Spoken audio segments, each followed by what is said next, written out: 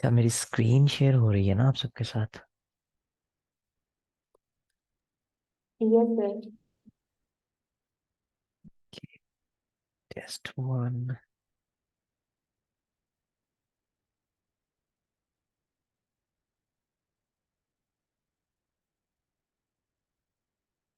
जो test two था वो हमने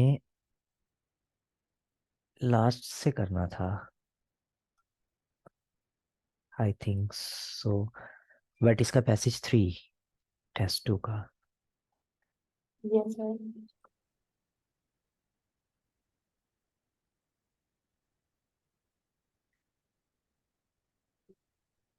ओके, ये आगे जाएगा 40, आई थिंक सो।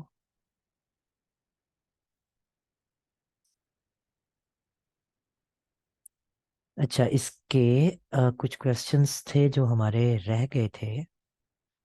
ठीक है, तो आप लोग मुझे बता सकते हैं कि उसका देखा था आप सबने?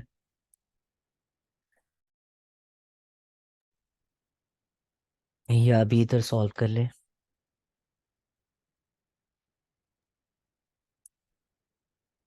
सर ये कर लिया है मुझे।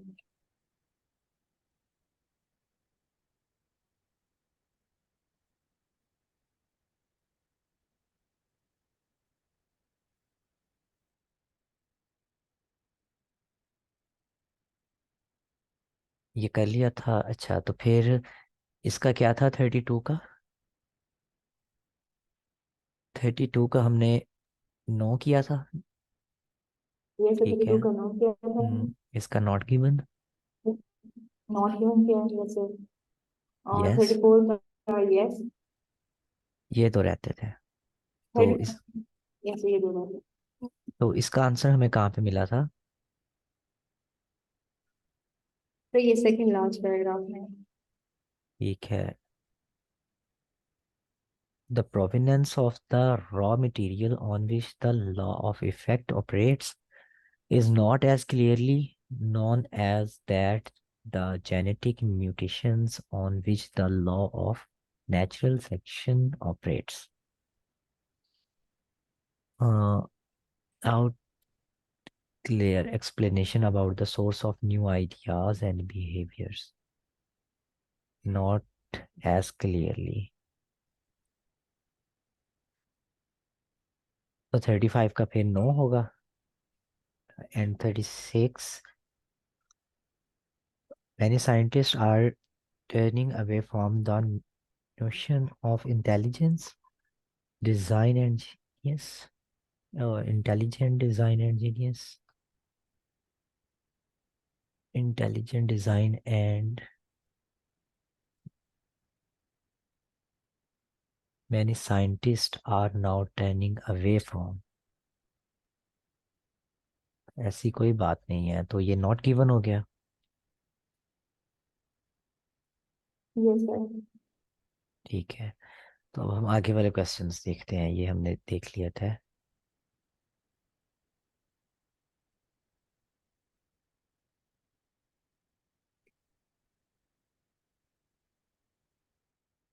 अच्छा, कोई एक पर्सन बता दे कि इसके अंदर हमने क्या करना है।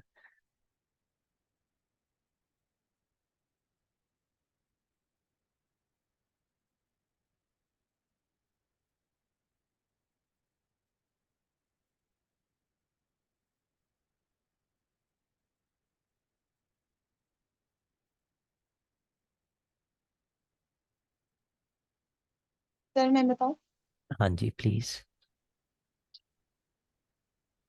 सर इसमें हमें जो वर्ड्स गिवन है नीचे वाले रेक्टेंगल ब्लॉक जो बना हुआ है ए बी से लेकर जी तक, इन वर्ड्स को चूज करना है। सूटेबल आंसर जो हमें लगे इन द ब्लैंक्स में फिल करना। जो ब्लैंक्स हमें गिवन है 37 से 40 तक। ठीक है, तो इसको हमने ढूंढना कैसे है कि ये हमारे पास पैसेज थ्री है। इस पे काफी सारे पैसेजेस हैं, तो हमें कहाँ से देखना स्टार्ट करना पड़ेगा? पहले हमें ये ब्लैंक्स में जो लाइन सेंटेंसेस दिए हुए हैं पहले इनको पढ़ेंगे, फिर इससे क्लू वर्ड लेके हम अपने जो है वो पैराग्राफ्स को रीड करेंगे स्टार्टिंग से। ओके, तो सर एक आप चीज हेडिंग भी मेंशन कर, ओरिजिन की बात होगी, हम वहां से स्टार्ट करेंगे।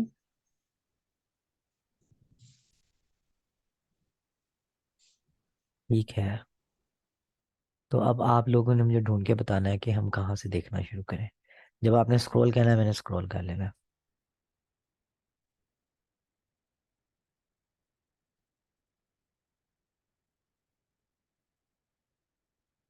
देखिए, ये अगर हम यहाँ से रीड करें ना, यहाँ पे लिखा हुआ two scientists consider the origins of discoveries and other innovative behaviour.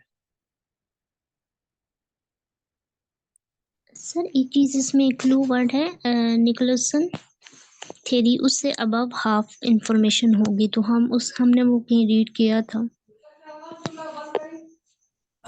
दोबारा मुझे बताएं, इस थ्योरी की बात कर रही हैं? यस सर, ये आई थिंक फोर्थ पैराग्राफ में है, और इससे अबव ही हम कहीं स्टार्ट करेंगे।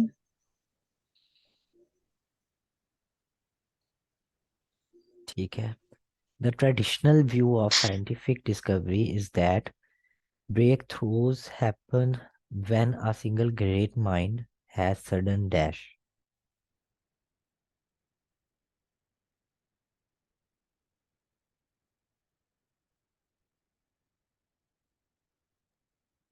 सर ये फर्स्ट पैराग्राफ की लास्ट लाइन में ही है ये चीज।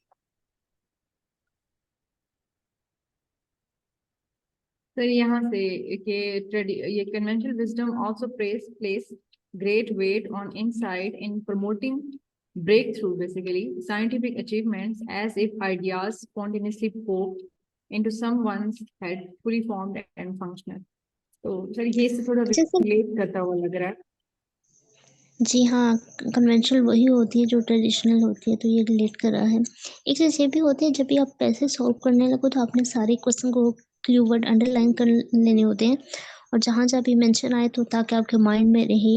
इस टाइप का क्वेश्चन था, हमने वर्ष देखा था, उससे पहले एक दफ़ा आपको सारे क्वेश्चन देख लेने चाहिए, तो ये काफ़ी हेल्प करता है। क्योंकि अगर हम इस चीज को रीड करें ना, तो इसका मतलब है कि सारे जो पैसेज है वो हमें स्टार्ट से मिलना शुरू हो सकता है। ठीक है, इसकी हेडिंग को और इसकी हेडिंग को रीड करें तो इसलिए हमें चूज करना है कि हम यहाँ से देखना शुरू करें। ठीक है। फिर हमारे जो क्लू वर्ड्स थे, जैसे मैम ने कहा कि लास्ट पे मिल गया उन्हें। ठीक है।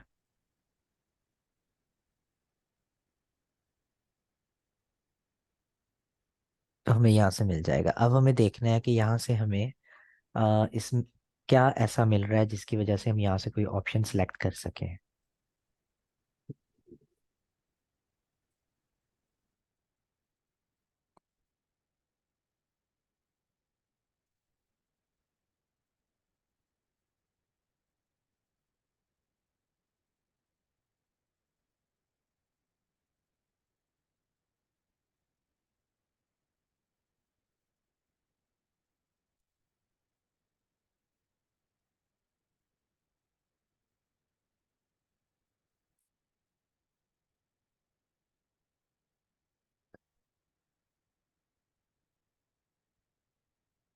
अच्छा, स्पॉन्टेनियसली इसका मतलब क्या है? एकदम से सडनली। Exactly exactly। तो सडन की बात हो रही है।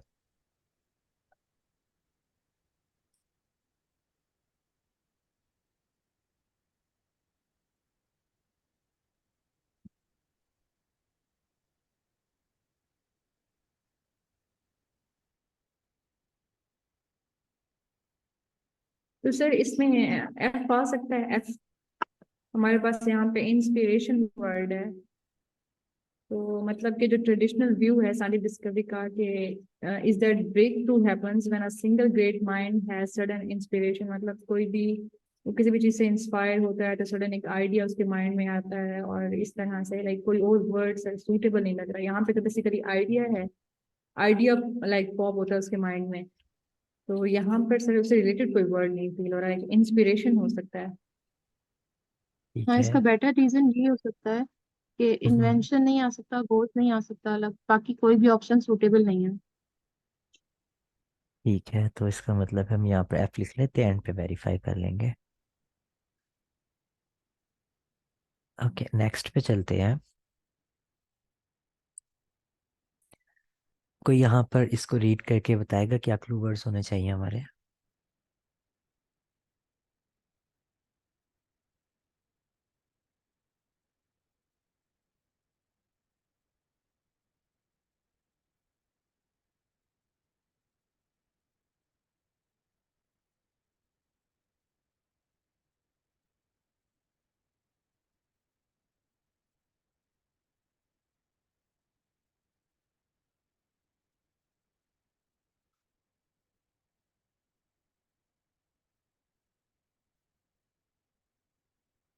नहीं, आप सबको पता चल रहा। अच्छा, इसका हमारे पास अगर हम इसको रीड करें, ठीक है, in some cases this process involves dash, ठीक है, such as Nicholson's theory about proto element. तो हमने इसकी थ्योरी देखनी है किसके रिलेटेड? अबाउट प्रोटो एलिमेंट्स, ठीक है। और फिर वहां पर जिस वक्त हमें थ्योरी की बात मिल जाएगी तो वहां पर हम देख सकते हैं कि दिस प्रोसेस इन्वॉल्व्स डैश, ठीक है। तो अगर हम देखें यहाँ पर तो यहाँ पर इसकी बात हो रही है, ठीक है, ये देखें।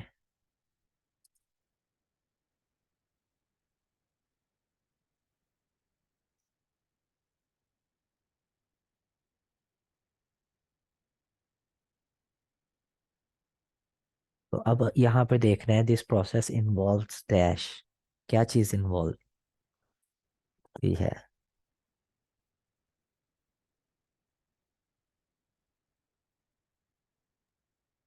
सर इसमें ना आई थिंक उसके लेग्स जो वो बार बार एरर्स आ रहे थे, हमने पहले भी पढ़ा था निकलसन वाला।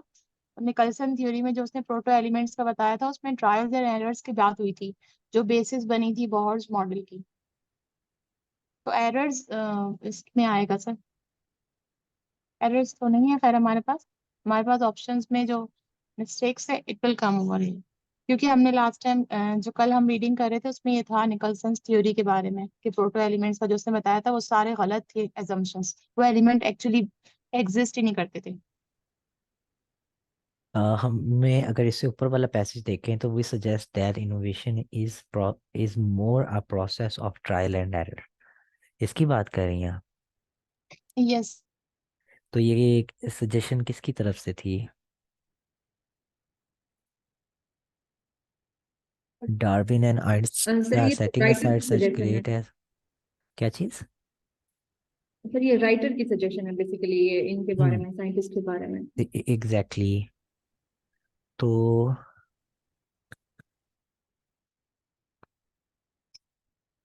और यहाँ पर हमें this process involves dash such as,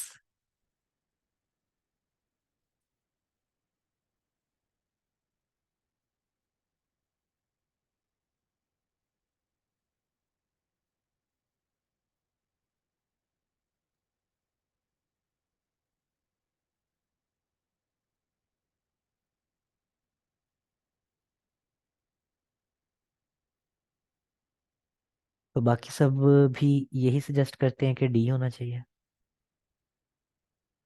yes sir. ठीक है, सर तो अभी तक जो पैराग्राफ पढ़े हैं उसके अकॉर्डिंग तो ये ही लगता है। सर क्योंकि उसने प्रोसेस की बात की ना, अगर हम एग्जांपल उसने इस रिसर्चर की दी है लेकिन बात पीछे वो प्रोसेसेस की कर रहा है। अगर हम देखें innovation is a more process of trial and error, तो यहाँ पे इसका आंसर है मिस्टेक्स। ठीक है,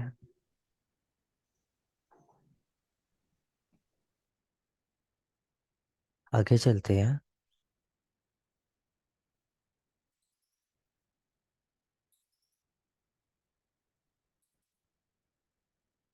कोई पर्सन रीड करेगा यहाँ से, इन अदर्स से?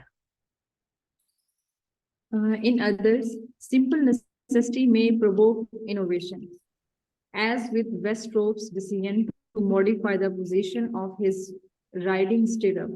There is also often an element of तो सर इस एक पैराग्राफ में हमने ये पढ़ा था, वेस्ट्रोप का नेम भी पढ़ा था और वो स्टेटअप की जो टेक्निक थी उसके बारे में भी पढ़ा था, तो वो पैराग्राफ हो सकता है।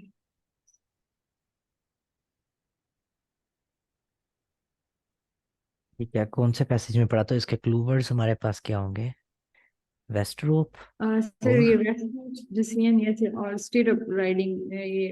टीरप। ठीक है। जैसे ये क्वेश्चन भी वैसे ऑर्डर में चलते हैं। बिल्कुल ऑर्डर में चलते हैं, लेकिन हमें देखना है कि अब हमें किस पैसेज में देखने की जरूरत है। Yes sir. सर वो जो हमने कल पैसेज पढ़ा था ना जिसमें उसके हैंड में शायद कोई प्रॉब्लम थी जिसकी वजह से उसने इनोवेशन की थी बाइक में। लेग में थी ना इंजरी, लेग हाँ इंजरी की बाइक वजह से। में। ये वाला। हाँ हाँ सम सॉर्ट ऑफ प्रॉब्लम हो गई थी उसको ना।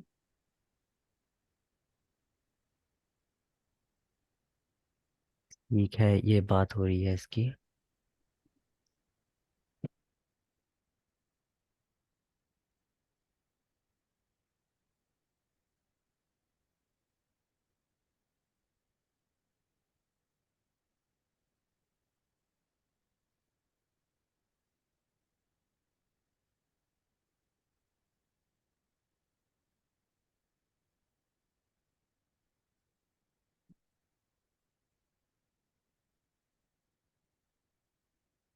अच्छा, अब हमें क्लू वर्ड्स देखने हैं और देखना है कि इसकी बात कहाँ पर हो सकती है हमारे पास।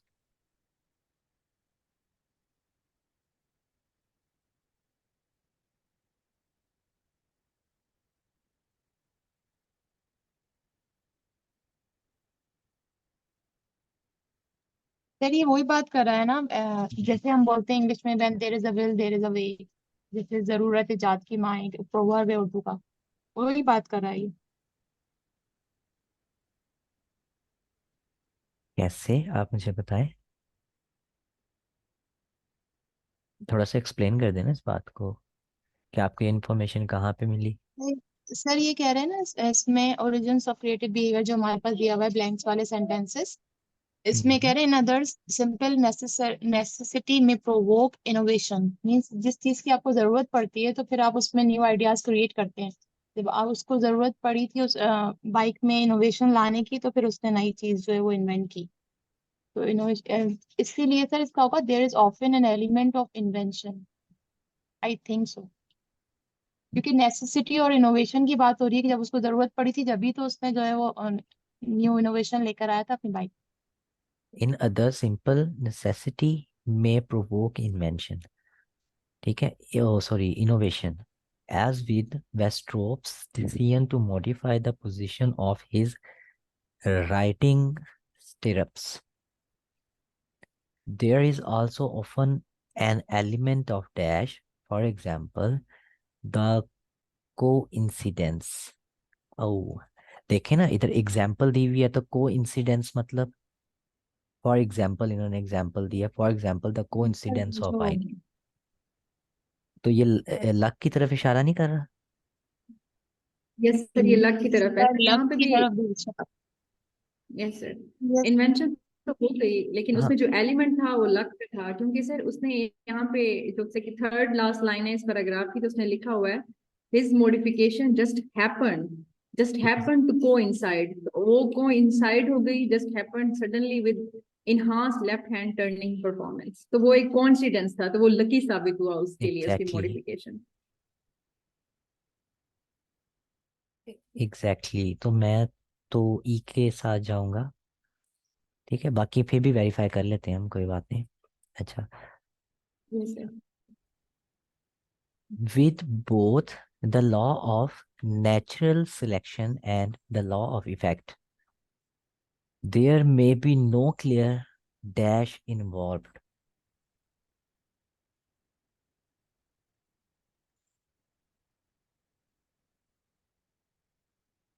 नो क्लियर, ये नो क्लियर हमने ऊपर पढ़ा है ना, यहाँ पर, यहाँ पर देख रहे थे जो मार्क किया था नो क्लियर, वो भला कहाँ पे किया था? सर ये उस पैराग्राफ में होगा जहाँ पे ये दोनों लॉज इकट्ठे डिस्कस हुए थे, आई थिंक वो ऊपर है वो वाला पैराग्राफ। यस सर, इस सेकेंड लास्ट पैराग्राफ में ये दोनों को डिस्कस किया हुआ है, यहाँ से हमें इसका आंसर मिल सकता है। किसी ने ना वो पॉइंट आउट भी किया था, नॉट नो क्लियर आइडिया।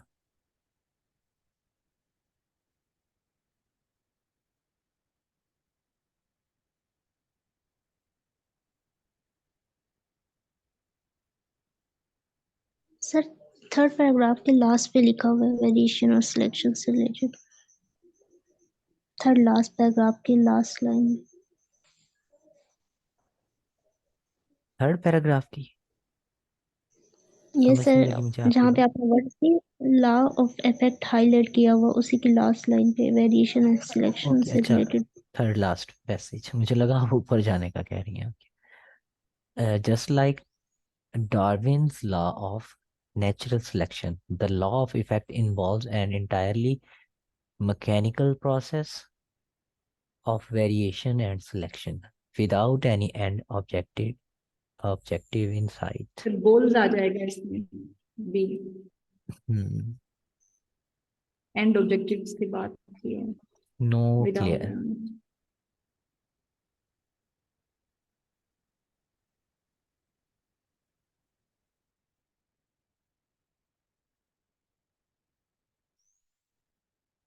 ठीक है, तो अब हम क्या करते हैं कि नेक्स्ट पैसेज पे चलते हैं।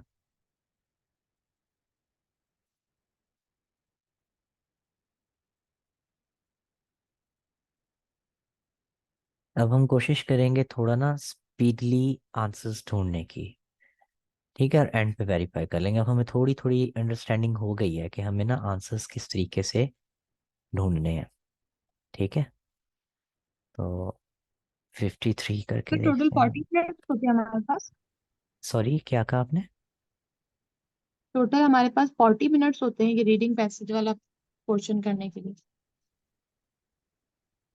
20? टेस्ट नो में। नो नो, 3 पैसेज होते हैं ना रीडिंग के, तो तीनों के लिए 20-20 मिनट्स होते हैं। Total 60 minutes. Exactly exactly. तो 1 घंटे में हमें ये करना है। ठीक है, तो आहिस्ता आहिस्ता हम एक दफ़ा हमें आंसर्स मिलने लग जाएं आसानी से, तो फिर हम क्या करेंगे, जिस वक्त हमें थोड़ी सी अंडरस्टैंडिंग बन जाएगी ना, फिर हम अपने बैकएंड खुद प्रैक्टिस करना शुरू कर देंगे स्टॉप वॉच चला के कि हम टाइमली अपने आंसर्स को ढूंढ पा रहे हैं या नहीं। ठीक है, ज़रूरी नहीं है कि हमारे सारे ठीक हों या हमें सारे मिल जाएं। हमने देखना है कि हमारा स्कोर कितना बन रहा है। ठीक है। सर ये तो हम कल से भी स्टार्ट कर सकते हैं कि हम एक दिन में एक टेस्ट करें, मतलब 20 मिनट्स ही दें एक पैसेज को। अगर हमारे 20 मिनट्स ओवर हो जाते हैं तो फिर हम दूसरे पैसेज पे जाएं, तो जो हमारा स्कोर बने फिर हमें इससे आइडिया हो सकता है कि हम कितने जो है वो लेवल है हमारा। चेक कर सकते हैं। श्योर, अब हम क्या करते हैं कि इसको देखना शुरू करते हैं। इस वक्त जो हमारा टाइम है, ऐसा समझ लें कि खैर है, प्रैक्टिस ही कर रहे हैं ना, 3 मिनट एक्स्ट्रा ले लेते हैं। तो हम 7:30 पे स्टार्ट हो रहे हैं। ठीक है, तो सेशन एंड होने से पहले हमने ये पार्ट सॉल्व करना है। तो कौन है जो आगे बढ़ेगा और इसको करवाना शुरू करेगा?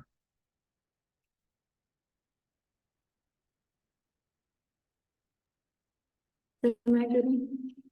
हाँ जी, प्लीज।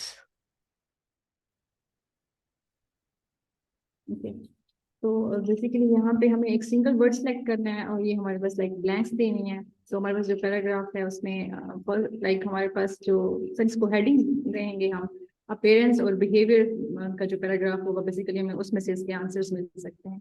सर ऐसे ही ना? बिल्कुल। ओके, जो टॉपिक है वो है थाइलासीन, द थाइलासीन। तो इसके बारे में ये है उसकी अपीयरेंस और बिहेवियर। लाइक ये क्या है, जैसे ये फर्स्ट पैराग्राफ में बताया हुआ है, the extinct thylacine also known as Tasmanian tiger. Okay, ये तस्मानियन टाइगर के बारे में बेसिकली है। तो पहली लाइन है, looked rather like a dog, like वो लाइक डॉग की तरह लगता है, had a series of stripes along its body and tail, उसकी बॉडी पे लाइक वो स्ट्रिप्स बनी होंगी। Also ate and entirely dash diet, तो जहां पे उसकी डाइट यहाँ पे मेंशन होगी हम इजिली फाइंड आउट कर सकते हैं। तो फिर है probably dependent mainly on dash when hunting, तो जब हंट करता है तो किसी स्पेसिफिक चीज पे जो है वो डिपेंड कर रहा होता है। Young spend first months of life inside its mother's dash. तो यहाँ पे जहाँ पे उसकी मदर और उसके यंग वन की बात होती है, वहां से हम like in clue words easily find out कर सकते हैं हम। ये सिंपल जो एग्जैक्टली। है वो तो स्क्रीनिंग से हो जाएगा आई थिंक। ठीक है, तो मतलब हमें मदर से ऊपर ऊपर रहना है जहाँ पे मदर की बात हो, और हमें यहाँ पर देखनी है एक डाइट की बात हो रही है। ठीक है, ate an entirely dash diet. ठीक है, तो यहाँ पर अगर हम देखें तो हमें एक फूड मिल रहा है। ठीक है, इन टर्म ऑफ फीडिंग मिल गया। इन टर्म, अच्छा, at entirely dash diet in term of feeding it was exclusively, carnivorous. हाँ, and its stomach was muscular with an ability. तो क्या ख्याल है, ये होना चाहिए? ऐसा नहीं, कार्निवोरस तो है ना, ये एनिमल है, उसकी टाइप है अलग, ये कार्निवोरस होते हैं। तो सिर्फ ये नहीं है। कैसे, आप देखें ना, इन term of feeding it was exclusively. Sir it was exclusively carnivorous. Carnivorous वो होते हैं जो मीट खाते हैं बेसिकली, जैसे टाइगर, लायन, सर इनको कहा जाता है कार्निवोरस। जैसे हम ह्यूमंस ओमनीवोरस हैं सर, तो बेसिकली ये उस सेंस में दिया हुआ है कि it was in terms of feeding it was exclusively carnivorous, मतलब कि वो मीट टाइप कुछ खाते हैं। And its stomach was muscular with an ability of distant so that it could eat large amounts of food at one time. Sir ये basically ये तो उसकी कार टाइप है कार्निवोरस डाइट नहीं हो सकती उसकी? Sir. Ate an may be sir entirely हो सकती है। Carnivorous diet. एक मिनट। बाकी सब भी कमेंट्स ऐड करें, ताकि अगर मैं गलत भी हूँ तो फिर हम ठीक पे पहुंच जाएंगे ना। जैसे मैं भी गलत बोल सकती हूँ, मैं भी बताएं, सब बताएं।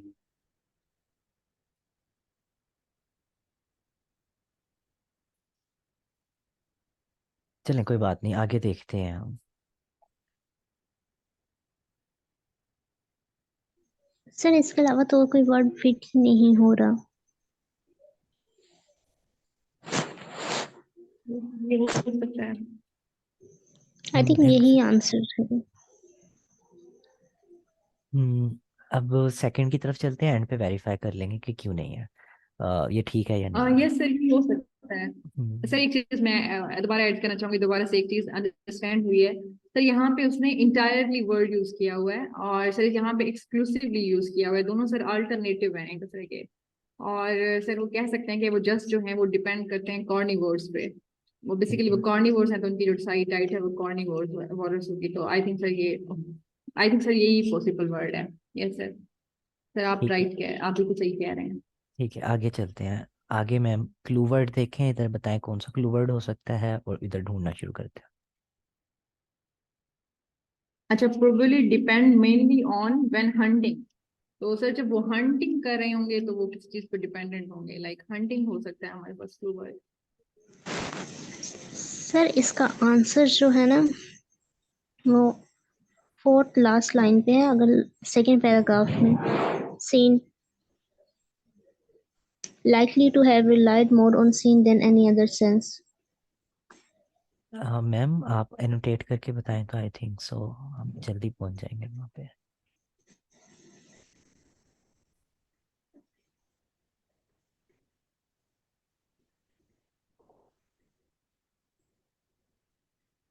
सर ज्योमेट्रिक की ऐसी किस ऊपर वाले से स्टार्ट हुआ है। ड्यूरिंग लॉन्ग डिस्टेंसेस पहले से वो likely to have relied more on scent, इसका सेंट आंसर है। ये सर यस, सेंट आंसर होगा। Relied more on scent. तो ये हमारा यस आंसर मिल सेंट गया हमें। आएगा। ठीक है, हाँ, डिपेंडेंट मेनली ऑन, तो उस पर रिलाई कर रहा है। ठीक है, डिपेंड कर रहा है। ओके, नेक्स्ट पे मैम। सर इसमें यंग वन की बात हो सकती है, उसका जो बेबी होगा लाइक यंग वन, या इससे ऑल्टरनेटिव कोई वर्ड हो। और मदर की, mother life inside its mother's, मतलब कि अपने young spend first months of life inside its mother's. तो अपने जो स्टार्टिंग के मंथ्स हैं वो कहाँ स्पेंड करता है यंग वन। इसकी इंफॉर्मेशन देखनी है हमें। ये सर मदर हो सकता है क्लू वर्ड हमारे लिए, और बेबी जो बॉर्न होता है वो भी हो सकता है। सर ये नेक्स्ट पैराग्राफ में थर्ड में है सर। सर इसका बॉर्न की बेली बात हो रही आंसर है। है, belly of their mother, mother belly. Yes sir. लेकिन सर सर ये पाउच भी तो एक होता है। पाउच भी हो सकता है ये मैम, सर पाउच होगा मेरे ना। ख्याल में ज्यादा बेटर रहेगा। हाँ जी पाउच बेटर रहेगा। यस, पाउच ही बेहतर है, पाउच ही आएगा। इनटू द पाउच ना, इनसाइड द मदर्स क्या, pouch. Yes, mother pouch. Yes sir. सही है। आगे नेक्स्ट। ओके, अब ये डिक्लाइन और उसके एक्सटिंक्शन की बात हो रही है, तो ये sir I think next paragraph में हमें मिल जाएगा। Okay, last evidence in mainland Australia is a 3100 year old. Sir ये क्लू हो सकता है 3001 ईयर ओल्ड। एग्जैक्टली सर यहाँ मैंने तो इसको अंडरलाइन किया है या लिखा हुआ है? यस। Main line of. तो ये क्लू वर्ड्स जो हैं इसको हम येलो से मार्क कर देते हैं। ठीक है, अब इसका आंसर देखना हमने यहाँ पे। Last evidence in mainland Australia is a year old dash.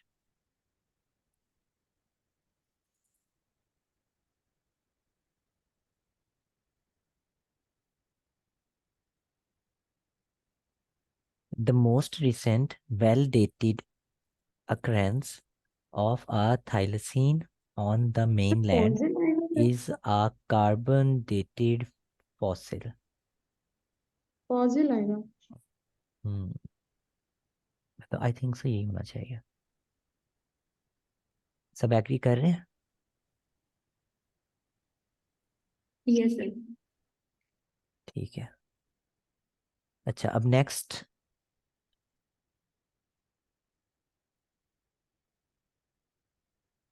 Okay, probably went extinct in mainland Australia due to animals known as dingoes. Okay, reduction in dash and available sources of food were partly responsible for decline in Tasmania. तो ये Tasmania जो है ये हो सकता है, और हमारे लिए सर ये इसके यहाँ आगे पे जो लिखा वर्ड, हुआ और है। सर ये अवेलेबल डिंगोज सोर्सेज की ऑफ बात हो फूड रही है यहाँ पे। डिंगोज की भी हो रही है। Reduction in dash.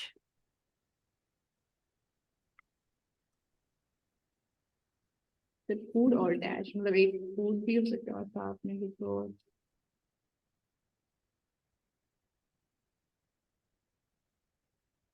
Food, reduction in dash and available sources of food. Food की इधर बात नहीं है, इसका मतलब है कि हमें नेक्स्ट पैसेज की तरफ मूव करना चाहिए, यहाँ पे देखना चाहिए।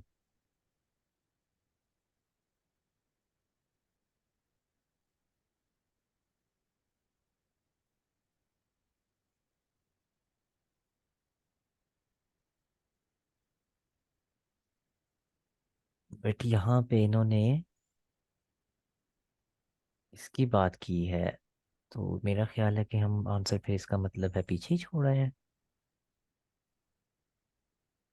ये सर ऊपर वाले में ही होगा।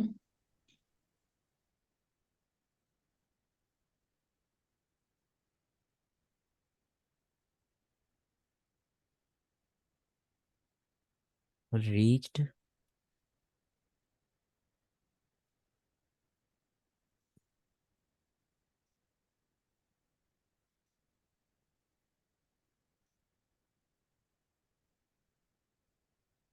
नो, इसमें आंसर नहीं है।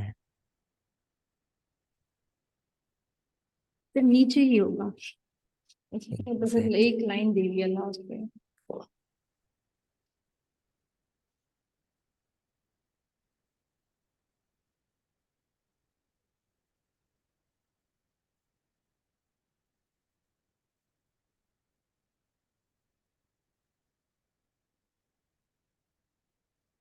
अच्छा, रिडक्शन का मतलब क्या होता है? फिर रिड्यूस होना, डिक्रीज रिड्यूस, होना। ये एक बात हो रही है। तो ये तो लॉस की बात हो रही है। loss of habitat। Sir exactly ये लॉस की ऊपर भी तो बात आ हो रहा रही है है। contributed to decline। सर ये contributed to decline भी तो आ रहा है, factors also contributed to decline and eventual extinction of the species।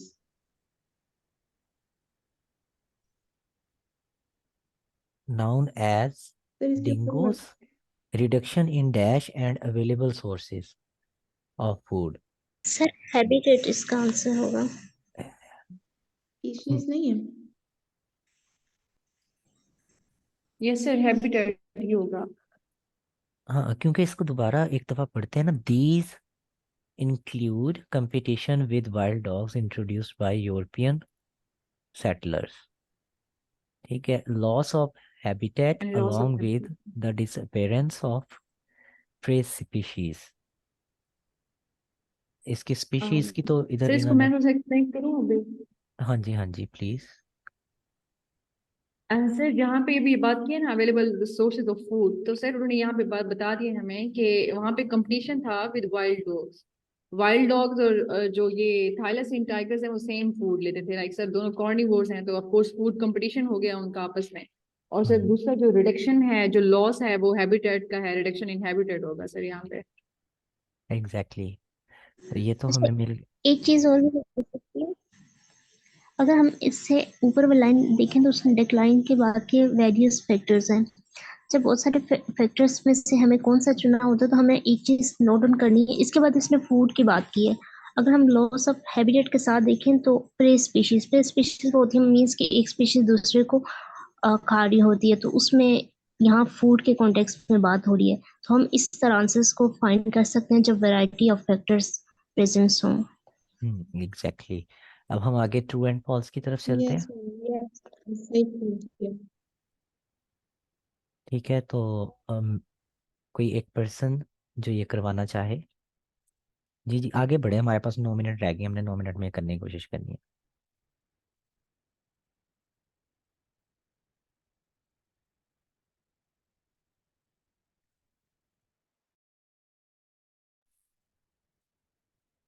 The significant numbers of thylacines were killed by humans from the 1830s onward। ठीक है, तो इसमें हमारे पास क्या होगा? Killed by human. ठीक है, इसको कर सकते हैं, और ये जो ईयर है ये हमारे पास सबसे बड़ा क्लू है। 1830 से ऑनवर्ड। ठीक है, तो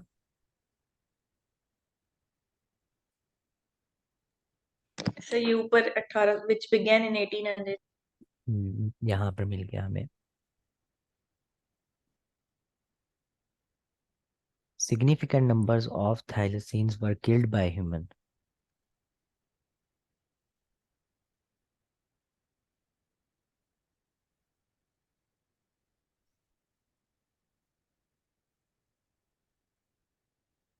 ये देखें, बाउंटी हंटर्स विद शॉटगन्स, यहाँ पर बात हो रही है। यस सर, ये यस हो जाएगा, ट्रू हो जाएगा। एग्जैक्टली ट्रू हो जाएगा। नेक्स्ट जल्दी जल्दी देखें। Several thylacines were born in zoos during the late। अच्छा, 1800। तो जी सर ये 1899 आ जाएगा इसमें। लेट का सर है ये ना सही उन्होंने, कहा, तो सर बोला ये ट्रू है। 1899 से। सर ये सेकंड पैराग्राफ के फर्स्ट लाइन में लिखा हुआ है, there was only one successful attempt to breed a thylacine in captivity at Melbourne zoo in 1899। There was only one successful attempt, और यहाँ पे लिखा हुआ है सेवरल।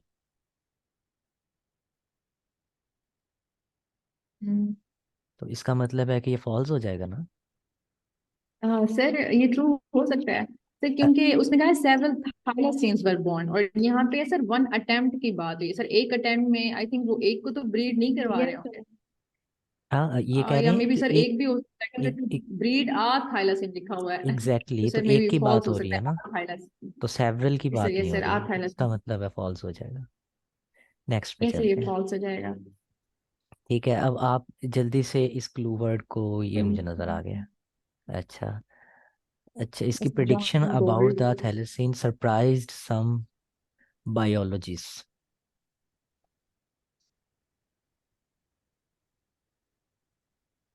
बिटवीन इसने पब्लिश किया, the number of singular animal will speedily. अच्छा, यहाँ पर किसी किस्म के सरप्राइज की बात नहीं की हुई इसने, am I right? Yes sir. Yes sir. Okay, इसका मतलब है कि नॉट गिवन हो जाएगा। Yes sir. ठीक है, अब नेक्स्ट हमें मिल जाएगा इन द अर्ली। ठीक है, many scientist became worried about the possible extinction of the thylacine. Worried about the possible extinction of the thylacine. अच्छा, ये तो तो यहाँ ये पर 1914 से हो जाएगा। एग्जैक्टली ब्लू वर्ड जो है 1914।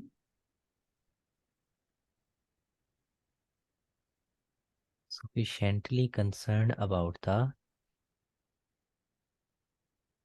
समझ गया थोड़ा सा।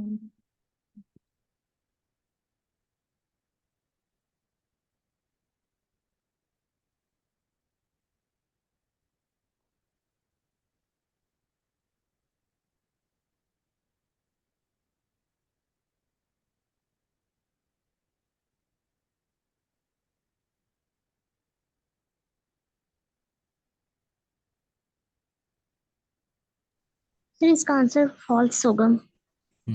बात तो क्यों? की हुई है, लेकिन जब हम बट की तरफ जाते हैं तो उसने कहा 1929 तक ये काम नहीं हुआ था, मींस अर्ली में नहीं हुआ था लेकिन बाद में हुआ था, तो ये कंट्राडिक्ट कर रही है इन्फॉर्मेशन।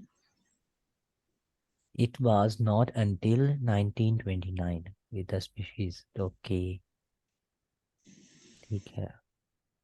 तो सर ये इसमें ये भी तो कह रहे हैं कि professor of biology at the university of Tasmania in 1914 he was sufficiently concerned about the scarcity of the thylacine to suggest that some should be captured and placed on a small island. तो sir ये word तो है ना?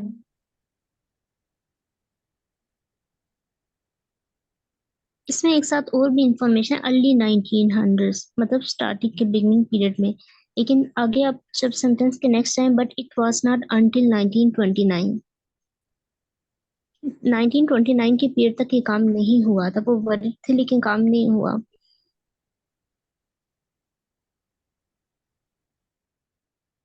Many ma'am इस scientists, nine में भी तो यही कह रहे हैं कि हाँ नाइन ये देखे ना, became worried. many scientists का मतलब क्या है?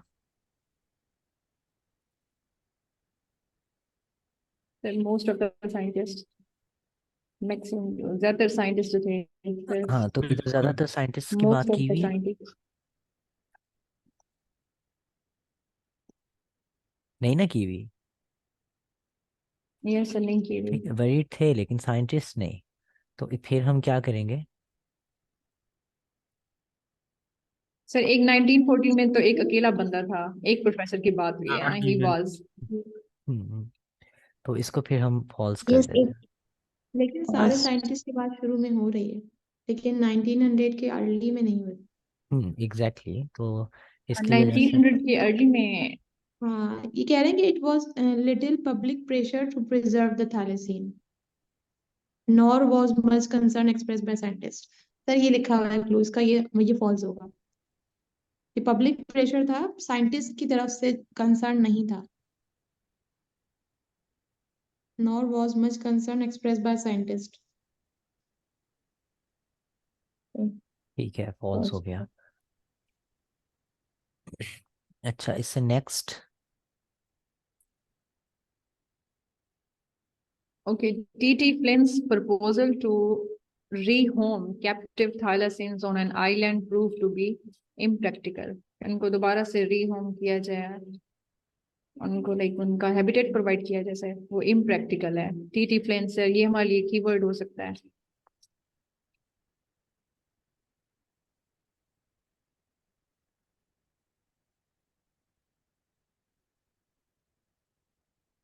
ठीक है, तो अब इसको हम सर्च करते हैं, यहाँ पे ढूंढते हैं। ये मिला है यहीं पे प्रोफेसर की बात हो रही है।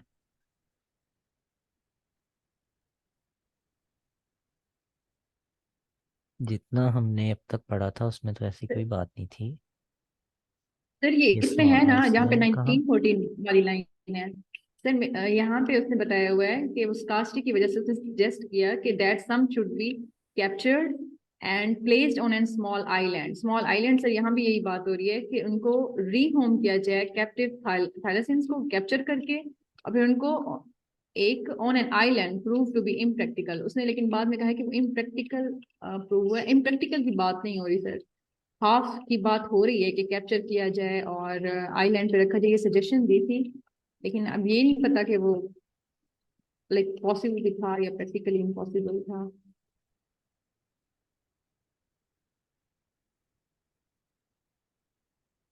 So it should be not given. Exactly.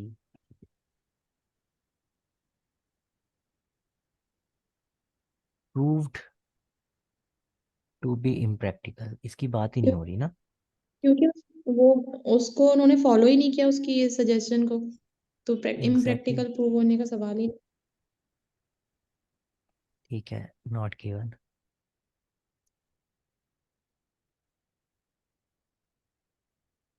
हमारे 50 मिनट्स हो चुके हैं, ठीक है। बट हमने एक दूसरे से पूछा, डिस्कस किया, उस पर थोड़ा सा प्रैक्टिकल, मतलब हम 20 मिनट से पहले इसको सॉल्व करने की थोड़ी सी वो ताकत रखते हैं, ठीक है। अच्छा, there were still reasonable numbers of thylacine in existence when a pace of leg isolation protecting the species during their legislation, during their sorry sir, breeding season was legislation protecting the legislation species, legislation इसका मतलब law जो basically बनाते हैं okay. Sir, law जो बनाया उनकी protection के लिए। ठीक है, थैंक यू। अच्छा, ब्रीडिंग सीजन वाज पास्ट, इसमें क्या हमारे पास क्लू वर्ड्स होंगे? सर लॉ की जहाँ पे बात होगी और उनकी प्रोटेक्शन की बात होगी।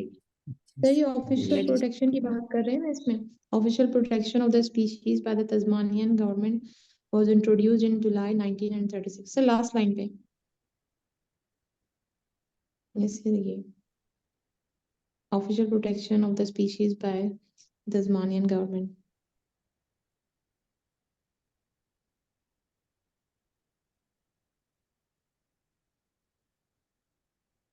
रीजनेबल। इसे अच्छा, ठीक है, फिर इसका क्या होना चाहिए? ट्रू होगा सर। कैसे ट्रू होगा? There were There are still reasonable reasonable numbers. numbers.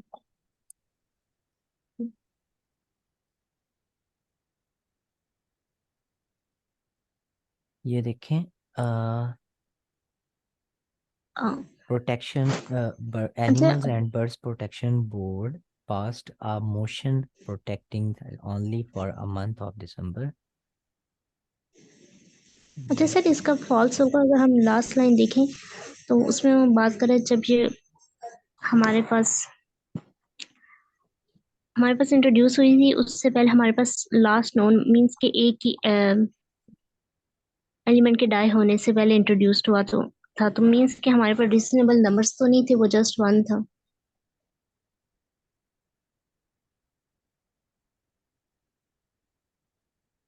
बिल्कुल।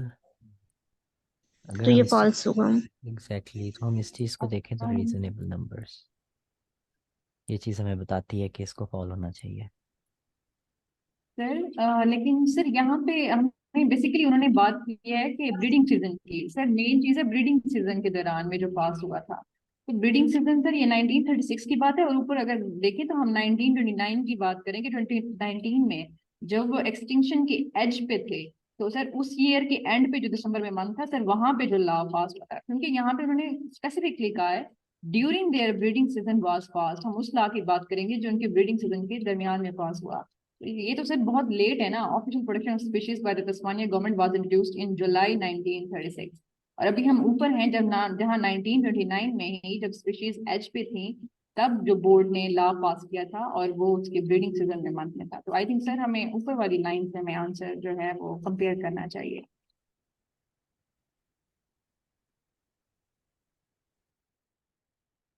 एक मिनट, इसको दोबारा रीड करते हैं, दोबारा रीड कीजिएगा।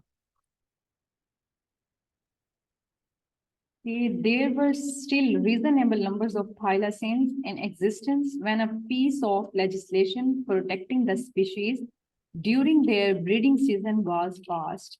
अच्छा, यहाँ पे अगर हम देखें तो यहाँ पे है but it was not until 1929, जब तक 1929 नहीं था, मतलब नहीं आया तब तक, with the species on very edge of extinction, जब वो very edge of extinction पे थी, तो वहां पे जो था that Tasmanian animals and birds protection, ये चलो ऑर्गेनाइजेशन हो गया, यहाँ पे बोर्ड हो गया जिन्होंने पास किया a motion protecting thylacines only for the month of December, सिर्फ month of December में, which was thought to be their prime breeding season। तो सर आंसर तो इसी में लाई करता है सर, लेकिन आई थिंक ये फॉल्स होगा क्योंकि यहाँ पे there were still reasonable numbers हैं और यहाँ पे है कि they were on the very edge of extinction. Very जो एज ऑफ एक्सटिंक्शन का मतलब हो जाएगा कि बहुत कम जो थे उसमें वो थे, बाकी सेम है, सारा कुछ ट्रू है। एग्जैक्टली। जी एक यहाँ पे ये कॉन्ट्रडिक्शन है। सर इसको अगर हम देखें, क्योंकि वो 1930 से 1936 का नेक्स्ट का आंसर है, तो हमें इसी के बेस पे करना होगा। और यहाँ पे एच मींस वही चीज जो खत्म होने को है, तो इसका तब भी फॉल्स होगा और यही कॉन्टेक्स्ट हम देखेंगे। बिल्कुल। अच्छा, अब नेक्स्ट देखते हैं हम, ठीक है।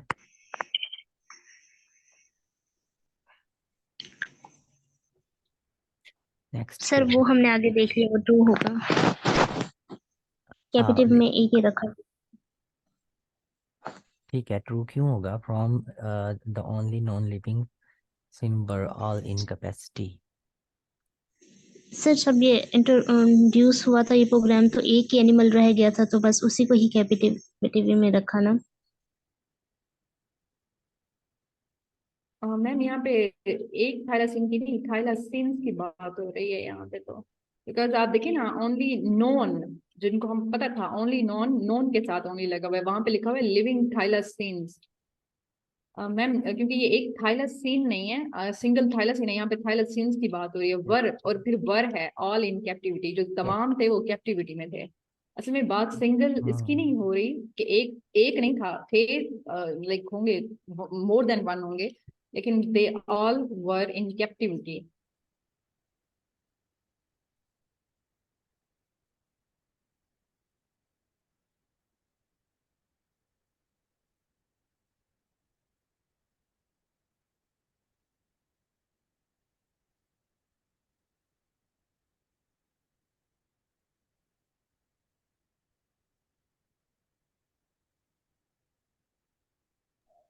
लेकिन आल की तो बात मुझे नहीं नजर आ रही यहाँ पे।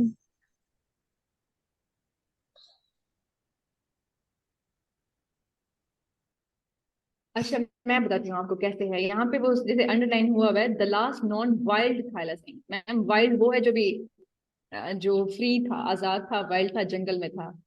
देखिए जो कैप्टिव होते हैं वो हमेशा वो डोमेस्टिकेटेड वाले हो जाते हैं। अच्छा, wild thylacine to be killed was shot by a farmer in the north east of Tasmania in 1930s leaving just captive specimens. अब स्पेसिमेंस वो हैं जो कैप्टिव में थे, तो सर ये स्टेटमेंट ट्रू हो जाएगी।